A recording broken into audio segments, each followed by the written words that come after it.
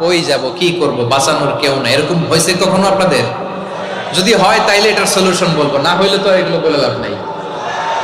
হয় হয় হয় বিশ্বনবী এরকম কঠিন বিপদে পড়েছেন জীবনের কিছু কিছু মুহূর্তে। ওই মুহূর্তে বিশ্বনবী স্পেশাল দুইটা দোয়া পড়তেন।